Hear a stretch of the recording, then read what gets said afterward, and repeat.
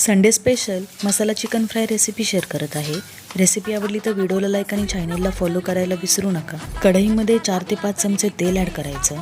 तेल चांगलं कडकडीत गरम झाल्यानंतर त्यामध्ये बारीक चिरलेले 2 कांदे ॲड करायचे। तेलामध्ये कांदा लगेच फ्राय होण्यासाठी यामध्ये थोडंसं मीठ ॲड करून कांद्यामध्ये मीठ मिक्स करून तेलामध्ये कांदा परतून घेऊया।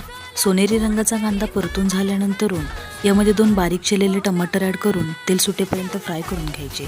त्यानंतर यामध्ये 1 चमचा मिरची पावडर, 1 चमचा कांदा लसूण मसाला, 2 चमचे चिकन मसाला, 1 चमचा धना पावडर ॲड करून मसाले चांगले तेल सुटेपर्यंत फ्राय करून घ्यायचे। मसाले तेलामध्ये चांगले फ्राय झाल्यानंतर यामध्ये आलं लसूण, कोथिंबीर, भाजून घेतलेलं सुकं खोबऱ्याचे वाटण ॲड करायचं।